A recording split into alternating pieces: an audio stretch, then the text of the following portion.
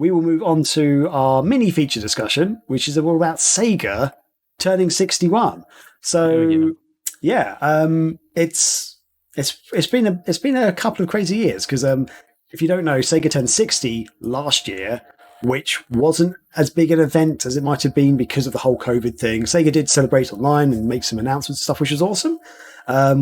But now we've kind of all got used to sort of lockdown lifestyle. Sega made a bit of a splash with this one, talking more about it. So Sega has turned 61 this year, and they put out a lovely tweet, actually. Let's bring up the screen again. There we go. Let's do it. I like the visuals, Graham. Thanks, buddy. Thanks. So, so Sega's put out a big tweet basically saying it was founded 61 years ago on June 3rd, 1960. This is all translated in Twitter, by the way. They put it in Japanese originally. So forgive any dodgy translations. But yeah, June 3rd, Sega's 61st birthday. So this was a few days ago now. 3 days ago, in fact, at the time of recording. And they put out like a fun little balloon thing going on there, like to show what was happening. So yeah, 61 years of Sega. That's it's impressive. And so we're not going to make the whole show about it because we do a lot of shows where we talk about Sega and how much we love it. We'll talk a little bit about Sega, but just a mini history I wanted to go through. Chris, do you think that's a good idea? Or yeah, let's do it. I'm sure there's something I'll learn. Yeah, because here's the thing: a lot of people don't sort of always know the history of Sega. It's very much seen as, and it is these days, it's a Japanese video game company, but that's not how it started at all. So if you don't know about it, so technically the origin roots of Sega started before 1960. It's back in 1946 after World War One. The company, there was company founders, Martin Bromley, Irvin Bromberg, and James Humpert had previously started a different company, which they then sold. And in 1946, they started another company, which was this was to do with arcade and slot machines distribution, called Service Games, which is where the acronym Sega comes from. Service Games, Sega. But that acronym wasn't first used. The abbreviation for Sega wasn't first used until 1954. So still 6 years before Sega was officially founded. They used the word Sega on a slot machine called the Diamond Star. So Service Games, they made or they distributed arcade and slot machines for use in military bases around the world. And so yeah, if you worked in the Air Force or Navy or whatever, you on the bases and stuff, you could find these arcade and slot machines and stuff, because it was seen during World War II that there needed to have a bit of a reprieve from fighting and things like that, which is fun idea, great idea. But then a few years later, so 6 years later, or as I said, on June the 3rd, 1960, Sega Inc. was officially formed. And so again, still sort of distributing slot machines and sort of arcade machines around the world, mostly in the Japanese market, I believe, at this point. There's a bit of a thing going on in the Western side of the world. That's why Sega was kind of formed. So they distributed slot machines, pinball machines, and gun machines. Most of the gun game machines are actually from Midway. On the founding of Sega in 1960, they moved away from the military-based stuff, and they're actually going into proper arcade and amusement venues. So that was more of a step into the arcade world, as it were, like for more of the public in a way. And it's at this point that so Sega actually didn't make these machines at all, by the way. They just distributed them. Right, yeah. And they found themselves replacing parts so often that they started to make their own parts because it was cheaper. So they started making things like the guns and the flippers for pinball machines and things like that. And then eventually they got to the point like, why don't we just make our own machines? And it wasn't until 1966 that Sega actually produced their very first cabinet, which was for a game called Periscope. But little interesting fact, and I didn't realize this until today when I was doing a bit of research, Periscope wasn't originally made by Sega. I don't know if you know that at all, Chris. It was made by Namco in 1965. The game was originally called Torpedo Launcher, but on its launch it was renamed Periscope, and it was published by Namco. But 1 year later, Sega looked at the cabinet and they decided to modify the cabinet and basically created their own version of it, which added support for 3 players. But it was a huge cabinet, basically.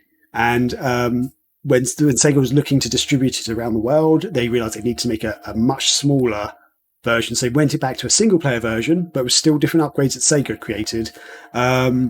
And yeah, so that way they could afford to produce it around the world. And Sega is said to be one of the first, Periscope was said to be one of the first widely manufactured arcade machines that had the price of 25 cents or a quarter to play. And that was actually a decision made by Sega because the initial cost of it, like people were paying to play it, was actually too low and people weren't making their money back. Like the arcade owners weren't making money back. So they said, charge 25 cents, make a bit of a profit. And at the time that was seen as a premium product. But it worked and it became like a big thing. And then, okay, and here's the thing. You might think that Sega's been making video games since then. No. They didn't make a video game, at least an arcade video game, until 1973, because games like Periscope were electromechanical games. So they didn't actually have a video screen in them. They weren't video games. So it wasn't until 1973 when they created their own version of Pong, the arcade classic. They invented a version of Pong called Pongtron, which they released exclusively in Japan. It had some different adjustments to the Atari version of Pong, but it's a very similar game.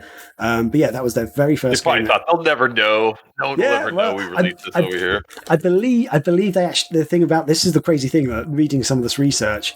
A lot of these arcade companies and stuff, they didn't seem to care about the licensing. They'd literally give Sega a license for stuff and things like that. Like what happened with Periscope. Like the inventor at Namco who made it, in like an interview, he was like, "I'm pretty sure I gave Sega the rights to it." Yeah, that sort of happened all the time, sort of thing.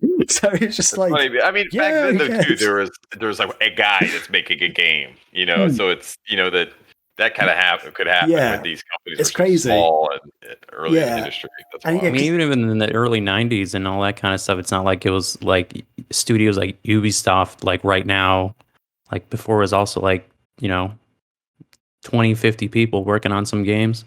Yeah. In the 80s and 90s. It's crazy, yeah. But it's also funny because, back then as well, this has come up a few times about Sega, it's not the company who actually owns the game and stuff, it's actually the person within the company who made that game. So there's been things with some Sega franchises which are really old where Sega doesn't seem to own the full rights. They have to speak to the original creator to like get things republished and stuff. It's madness. Even though another company could publish it without Sega's permission, Sega would still have to get permission internally from that person to make a game again. But so they made their own version of Pong in Japan. That was their very first actual arcade video game. And then it wasn't for like nearly another 10 years later, in 1983, where Sega finally entered the video game market, which is kind of how most household people know them as today, which was they released and do you guys know the answer to this? What was the console they first released? The SG-1000. Thank you. There you go. Yes. 100. It was the SG-1000 in Japan, which was the forerunner to the Sega Master System, which was basically the Sega Master System was the almost like a modified version, which they released in the West. There was the Model 2 of the SG-1000 as well that came out before like the Mark III. I have the second model, but I wanted to get my hands on the original SG-1000. I think it looks so cute. It almost looks like a toy. It's such a cute design system. Yeah, and I love it. There was a keyboard version. I forget what that one was called, but I always want to get my hands on that one too. But just from a collector standpoint, I think that'd be kind of neat. What was your first console, though, from Sega? Was it the Genesis or the Mega Drive? Or did you guys get the Master System? Mine was the Sega Game Gear. Oh, okay. Yeah. Mine was the Genesis. Yeah, so was mine. But I think I got Model 2. I didn't get the original Genesis. I think I didn't get my Master System until after I had a Sega Saturn, and I didn't get my Sega Saturn until after the N64. So I had a crazy way of getting all my Sega consoles. All the Model 2 Genesis shipped with the 6-button controller, right? Wasn't it only the Model 1 that shipped with a 3-button? I don't know, because my friend had the Mega Drive 2, which is the same as Genesis 2, right. And I remember him getting Street Fighter 2, and he only had a 3-button controller when he first got it. That was the worst. It was the worst. I think you had to press the start button to yeah, you couldn't pause the game. It was nuts. You had to press start. So, yeah. Yeah, with the original controller and some third-party controller. I don't remember who it was. Maybe it was Mad Catz, but that doesn't sound right. But yeah, our third-party controller had 6 buttons. I think the first one we had the 3. But yeah, it was fun. Yeah, it was and great. Yeah, that was my first console. And then my cousin had a Saturn, and then we went over and played the Saturn. I don't know what game he was playing. It was like some kind of skeleton game. Maybe it was Mr. Bones. I don't know. But yeah, I remember playing that pretty vividly. Okay, nice. And just the final thing in my little mini history lesson there is that I'm not going to go into all their details, but basically, if you don't know, Sega was known for making home video games and consoles up until 2001, when they had to cease production of the Sega Dreamcast and they became a third-party software developer. And that's how they're known as now, basically. So, yeah, they had commercial successes and failures all over the place. And sadly, they don't make the systems anymore, but we're still enjoying the games. Hello folks, Graham from Megavisions here. What you just saw is a clip from the latest episode of the Megavisions show. Be sure to check out the full video here. And we do also have an audio version of the show available on our website, megavisionsmag.com. Be sure to like and subscribe and check out more of our videos. Cheers everyone.